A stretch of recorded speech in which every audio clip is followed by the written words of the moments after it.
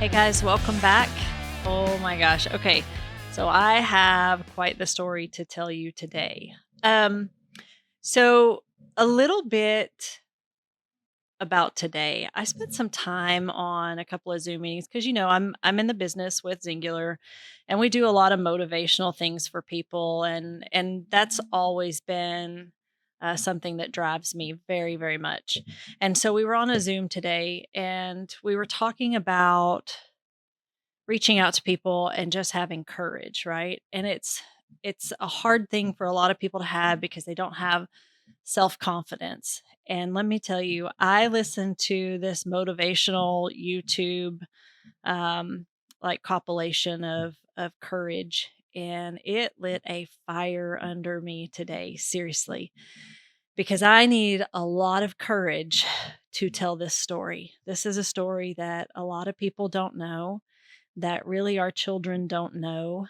Um, and it might piss some people off if they hear it. So I want to tell you the story about how Danny and I met. It's crazy. It's scandalous. It's shady. Uh, Parts of it I'm proud of, and parts of it I'm not.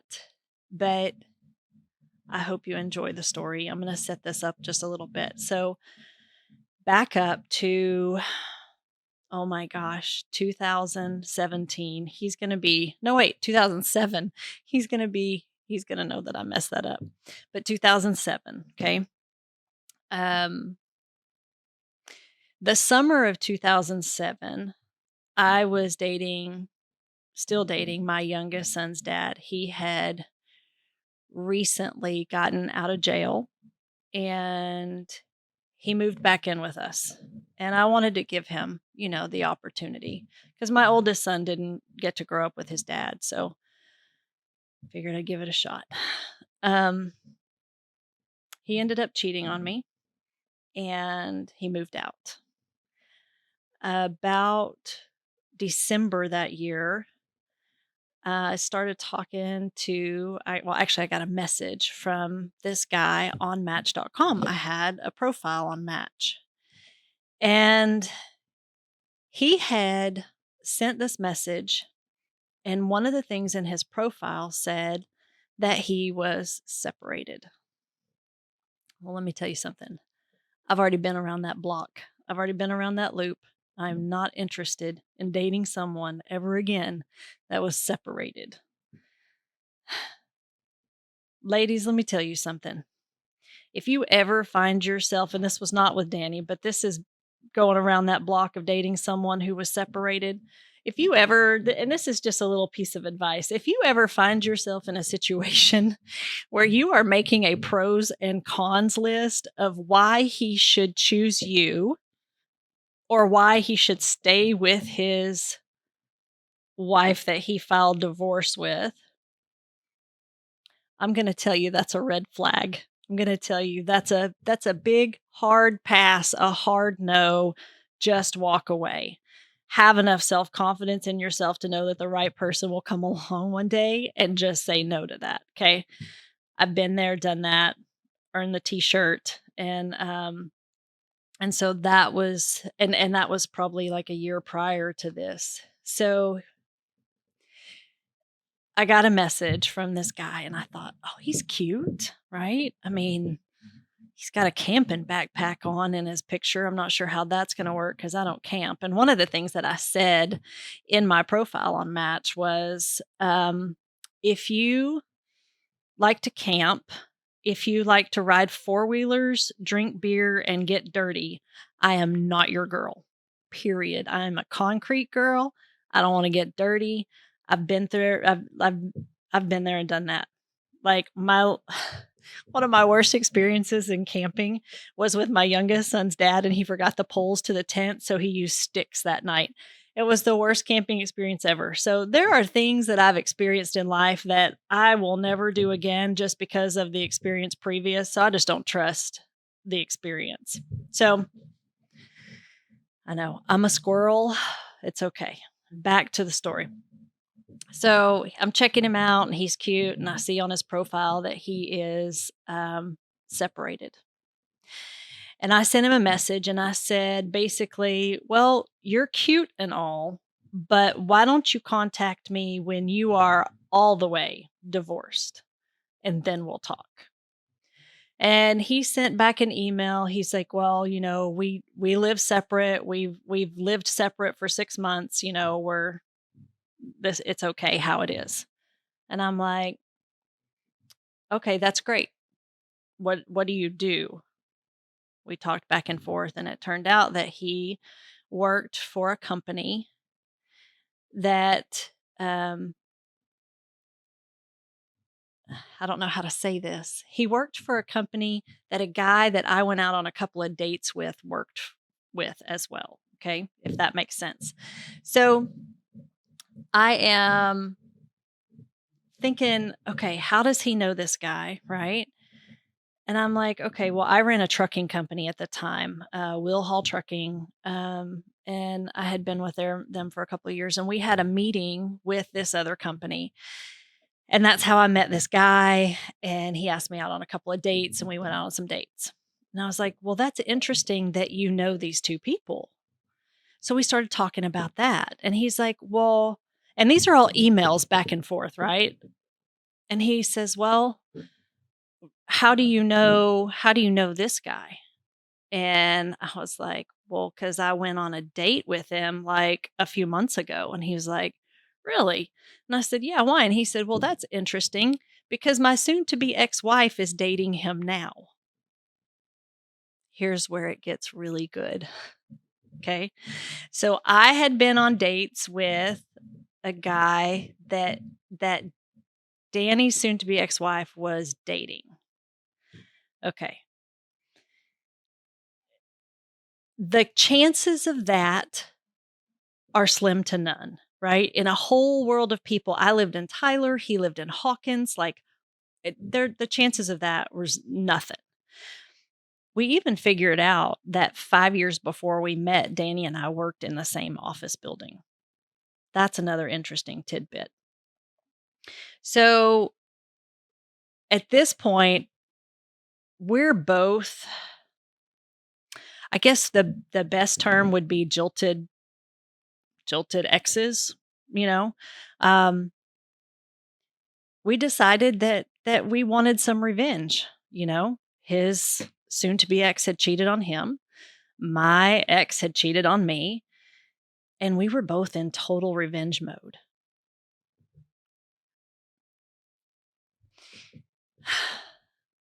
I mean, total revenge mode.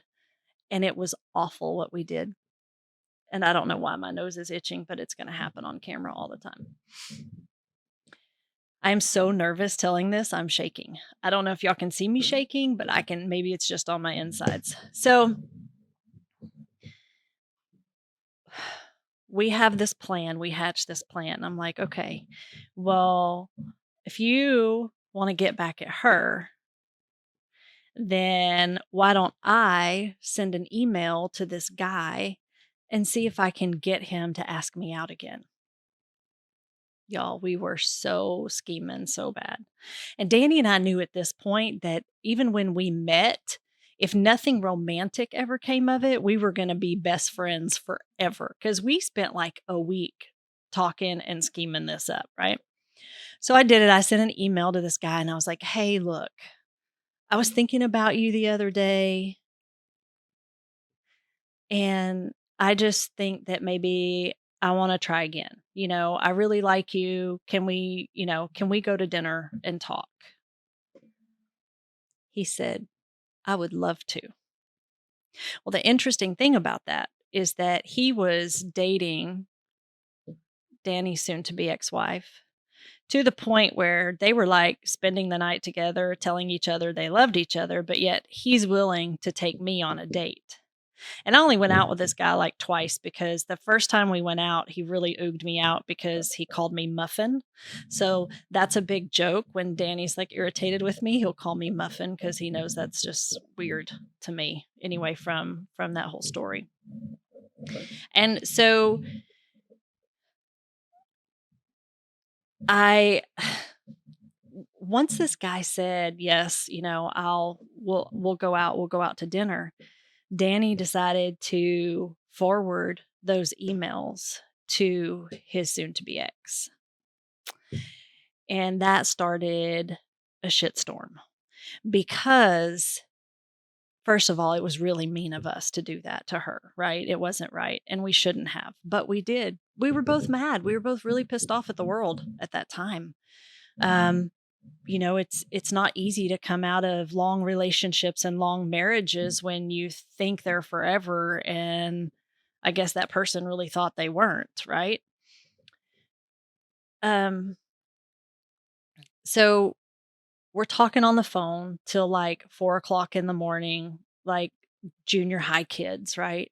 And and I remember thinking, "Oh my god, I gotta go to sleep, like, I have to go to work all day tomorrow," and we would just giggle and laugh, and of course, all this stuff blew up, and she was really pissed, and, the guy tried to defend himself, and, I mean, it was all in plain paper.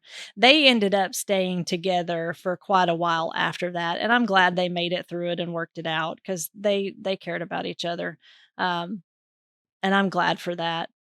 They're not together anymore, but they stayed together for a while.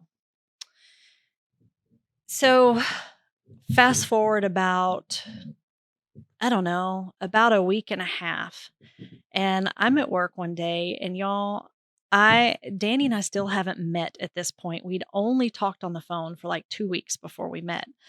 So I'm at work one day and I'm wearing this like orangey peach Adidas sweatshirt, some some Adidas pants with the orangey peach stripe down the sides, tennis shoes, my hair in a ponytail, and a half face of makeup. And most of you girls know what I'm talking about. Sometimes you put all your makeup on, and sometimes you only put a little bit of your makeup on.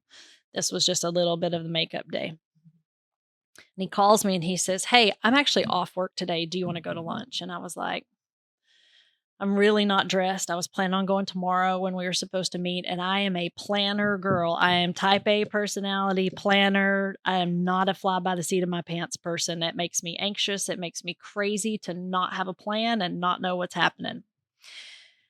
So, out of my comfort zone, I said yes. So, we met it on the border that day for lunch. And remember, I was running a trucking company at the time, so I didn't have really much time at all. I spent most of our lunch on the phone, okay? And and it's cool to reminisce this, and I'm glad I get to reminisce this with you guys because it's a really good time in our life. So, we have lunch, and and lunch, when you're doing online dating, it's a lot different back then. It was a lot different back then than it is now, from what I understand. But back then, lunch was safe, right? You could get in and out in an hour and you knew within that hour whether you wanted to spend more time with that person or not, right? So lunch was a safe bet. So on the border, have some lunch. We talk. He's cute in person. He looks like his pictures, but my Lord have mercy on my soul. This man had on a black t-shirt, Wranglers, and tennis shoes. And I am a fashion Nazi when it comes to stuff like that. You just Wranglers and tennis shoes are a no for me. That's a no. So I'm thinking this whole time when I first see him, I'm like, oh my God, I'm gonna have to buy this dude a new wardrobe. Like he's cute and all, but I'm gonna have to teach him how to dress. Yeah. A little bit of that's just a little bit of my personality. So we're leaving on the border. And I we hug goodbye, see you later. And he's pulling out of the parking lot and I'm pulling out of the parking lot and my phone rings and it's him.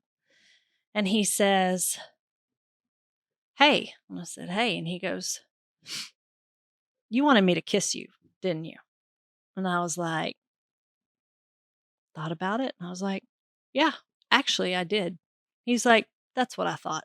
I'll see you later." And I was like, "Okay, bye." And I'm like, "Boy, this guy's got some balls." Like, he's got some confidence that's one thing I'm very attracted to is confidence. Like, um, I've dated some guys that are good looking and I've dated some guys that are not good looking, but they were confident, right? Um, and so his confidence was attractive to me. So, a couple of days later, gosh, if my old boss ever listens to this, I'm sorry I wasn't really sick that day. I called in sick to work, and it was one of the days that Danny was off work, so he came over to the house. And this man, I answered the door and I said, "Hey." And he said, "Hey."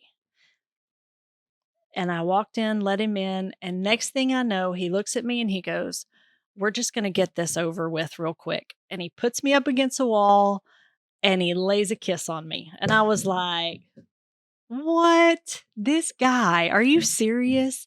And I remember having a conversation with one of my friends, like my hairdresser, and I was like, This guy, he's really cute and he's really sweet, but he's so nice. I'm just going to walk all over him like a doormat. I'm going to walk all over him."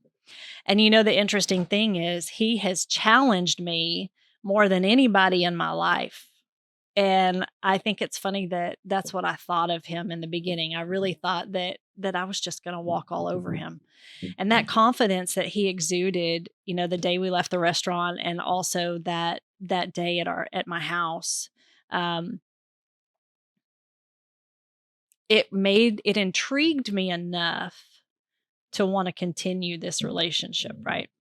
And so, you know, we eventually brought our kids around each other. And that was our kids were the little boys were 4, they were both 4 years old and about 6 months apart. And Jacob actually taught Gage how to tie his shoes, which was the cutest thing in the whole world. Brighton and Colin got along for the most part, for a little while. And so, our kids met, and then about 2.5 weeks, 3 weeks later, it was Christmas. Y'all, this poor man, I brought him to my whole family's house on Christmas. Like, we're talking like 20 of us, okay? And he made the best impression on the planet to all the women in the house, in the family, and the worst impression to all the guys in the family, because he got up to help all the ladies do dishes after Christmas dinner, right? My mom was like, "Where'd you find this guy?" And I'm like, Match.com, right? I mean, what are the chances that you meet the love of your life on Match? I mean, and it happened for us, right? And I say that all the time, like, what are the chances that we met on Match? What are the chances that that we would have grown the Xyngular business, how we've grown it and been successful? Um, I know that God has a plan for all of us, but what are those chances are so slim in finding those things, right? So I feel truly blessed that we did find each other and find those things. But that doesn't come um, without its own problems, right? And what you think is how it is actually not how it's going to be. So let me continue into our story a little bit, just so you can understand, because there's a lot of people that don't understand how Danny and I work so well together. Like, we get along really well for the most part, and we're always lifting each other up. It's a full blown partnership. I remember, I'm going to tell you that in a minute. He's going to be so irritated because I'm squirreling all over the place, but I want to tell you one of the best parts of when we first met. So I decided that after we met and I introduced him to my family, I wanted to be sure. Like, I was not going to be the first one the first one in the relationship to say, I love you. I wasn't going to be the first person to put myself out there. I wanted to make sure like this was my best friend. And the coolest thing is we knew in the very beginning, right? When we were scheming this plan of revenge, we knew that we were going to be best friends. Like I said, if there wasn't anything physical when we met, we were just going to be friends and great friends. Fortunately, there was more there. But I wanted to be sure. I wanted to make sure that he was the right one because I had already given up. I already gave up when I met him. And we went through a lot of stuff when we met. My youngest, his dad was not happy when he found out that Danny and I were dating because he was still trying to fix it from his mistakes. And he would sneak around the house at night and beat on the windows. Danny would have to park like 2 or 3 streets over and walk to our house so that, you know, so that guy didn't know he was there. And there were some scary times and there was a lot of drama. And I think, God, this guy stuck around through that. Like any other guy would have just hauled ass and been like, nope, that's too much baggage for me. That's too much to deal with. Right. But when you're dealing with a drug addict, their behavior is so out of control. Um, I'm grateful he was there for us because, I mean, some of that was scary. So about 5 months in, actually sooner than that, about 3 months in, we were dating, and I bought my first house as a single mom. And oh my gosh, he didn't really had I known that we were gonna be together long term, like, I knew I liked him at that point, but I didn't know that's the person I was gonna marry. And and when I bought that house, it was just a small, 3 bedroom, 2 bath, little 1,400 square foot house, right? A perfect starter home. I didn't know there were gonna end up being 6 of us living there, right? And so, um, I bought the house, and thank God Danny was around because 'cause I've never mowed a yard in my life. Nor nor have I think I've been allowed to, like, mow 1 strip, but Danny's real particular about his yard.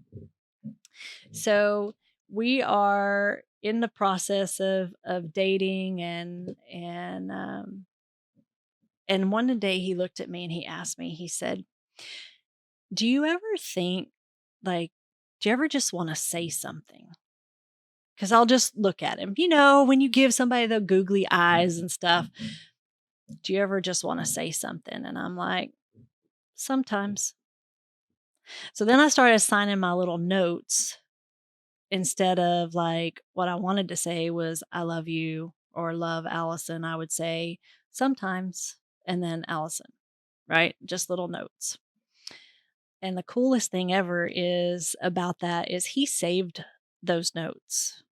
And he actually has a tattoo on his inner forearm that is my handwriting that says "sometimes" with a little heart like I signed it on that paper. And, I think that's really cool. I think that's really, really cool. He surprised me with that tattoo. I was like, "Oh my gosh, that's my handwriting." He's like, "Yeah, I know." I was like, "That's cool, but it's almost as bad as getting my name on you, but that's really cool, right? Because you don't tattoo people's names, or I don't, at least, unless it's your kids." So a few months after that, I remember he had come over to the house and I had ordered a pizza or something. And I was standing at the kitchen sink, and he had already said that he loved me. He actually said it one night. I walked him out to his car, and he just said, "I love you. I love everything about you. I love your smile. I love the way you laugh. I love your kids. I love the way you love your kids. I love the way you love my kids. Like, I love you." And I just wasn't ready to say anything yet. And so I just hugged him, and Maybe I said sometimes. I don't know. But I just remember what he said to me. And so about a month later, we were standing at the sink and I was washing dishes and it just hit me. Like it hit me like this guy came over here to bring me food, right? Because I'm down on the floor like scraping tiles and all that fun stuff, trying to get this house ready for us to move into for me and the boys because Danny still had his own house. Um, mm, and I said, "I love you." Just washing dishes, and he said, I think I'm gonna go throw up now. That was the best response ever, and that's so typical of our relationship. We're always funny, he's always keeping me on my toes, always making me laugh, and so I was, I mean, at that point, we were golden, and we made plans to get married. He eventually moved into the house, with me and the boys, and um, we had a great thing going. We were in premarital counseling with our pastor from the church. Um, we did one of the do y'all know what it's called an inventory? And it's like you go through these questions and you see how compatible you are. They want to do that in your marital counseling or premarital counseling. And we were in the 90th percentile for compatibility. The only thing that we disagreed on was disciplining kids. That was like the biggest thing. And we noticed, right? We noticed. It is not easy blending families. And it is not easy knocking a 10-year-old, 11-year-old off of his throne where he's been the man of the house for so long. And then another man comes in and takes over. That's not his dad, right? I'm sure a lot of you can relate to that and blended families. Man, that is hard shit. Like, that is some of the hardest stuff ever. And so we got married. Everything was good, but there were things that changed when we got married. I think there were some expectations that changed. And I think there was a little part of Danny that I am your husband now, things like that. And and so things started to snowball just a little bit. We weren't communicating really great. And and my oldest, he was tough. He was a tough cookie. Um, he was tough. And so him and Danny got into it one day. And that was 3 days before our 1-year anniversary. And we split up. We split up that day. And we lived apart for 8 months. Like, almost the entire 2nd year of our marriage, we lived apart. Like, um, Danny is a very impulsive human being. He's better at it now, but back then he was impulsive and he was scared to get hurt again. I mean, he had been hurt in his previous relationship, haven't we all, right? That's why they're previous relationships. Um, but he was scared. And so he went and signed like a 1-year lease in an apartment. And so we lived apart for 8 months. And during that 8 months, he went to counseling, I went to counseling, and then we started seeing our pastor together as a counselor, and he gave us some of the best advice in the whole world. And if that's the only thing that you get from this today, is this advice, okay? He said, "I want you guys to go 7 days with no contact." 7 days. And at the end of that 7 days, when you haven't talked to that person for 7 days, I want you to tell me whether you can live without that person or whether you can't live without that person. And this just came up um, a few months ago, actually, maybe in August. Yeah, I think in August last month, it just came up in the Facebook memories. And it's always a great reminder of the struggle that we went through, and how far we've come and how hard we fought, right? And so 7 days was hard, and we got to the end of that 7 days, and I was like, "There is no way I am living without this guy." We have made plans. We have, like, future plans for our retirement. We're gonna move away to Gulf Shores. We're gonna live on the beach one day and retire. I mean, there were too many plans that were made to not and I loved him.